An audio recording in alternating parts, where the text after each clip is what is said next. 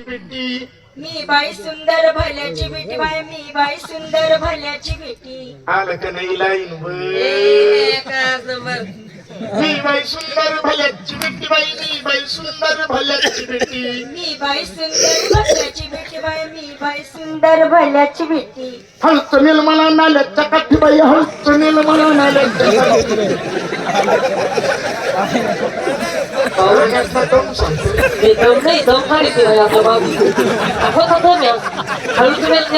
माग सर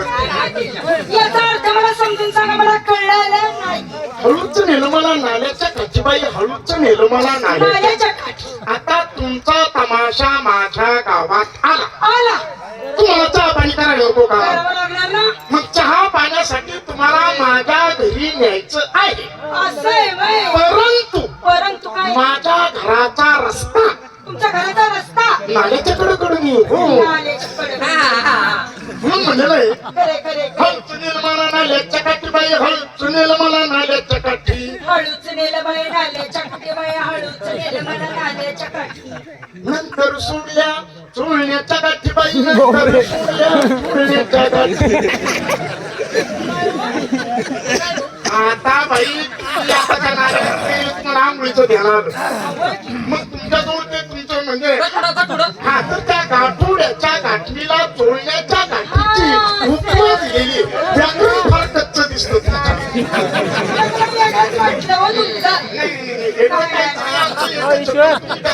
नंतर सोडल्या चोळण्याच्या गाठी बाई नंतर सोडल्या चोळण्याच्या गाठी नंतर सोडल्या चोळण्याच्या गाठी बाई नंतर सोडल्या चोळण्याच्या गाठी तिकडून काढला प्रजापती बाई तिकडून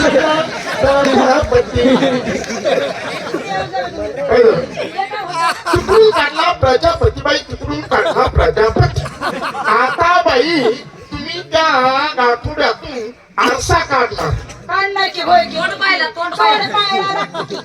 तर त्या आरशाला हा. प्रजापतीची उपमा दिलेली असं होय. व्याकरण लय कच्च आहे राव तुमचं त्याचं महाराण काय कसं कसं तुम्ही बोलताय तसं तर काय सांगावं तुम्हाला त्याच्या तोंडाला लाली चमोती बाई त्याच्या तोंडाला लाली चमोती त्याच्या तोंडाला लालीचा मोती बाई त्याच्या तोंडाला लालीचा मोती आता सौभाग्याचं तुम्ही लेणं लावणार आणि त्या कुंपाचं प्रतिबिंब त्या आरशात पडलेलं आहे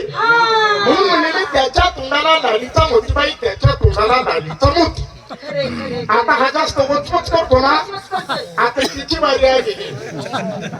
त्याच्या तोंडाला लालीचा मोती बाई त्याच्या तोंडाला लालीचा मोती त्याच्या तोंडाला लालीचा मोती बाई त्याच्या तोंडाला लालीचा मोती हंग हंग लावला पिंडीच्या काठी बाई हॅलो हॅलो लागले बेबीच्या काय तुम्हाला बिन माहिती तुमच्या गाणी ऐकू काय नाही ऐकू माझ्या का मुलींना बोलून घेती ते सोलापुरी तुमच्या मग काय सोळापुरी त्याचं लग्न नाही झालं मला एक देऊन टाका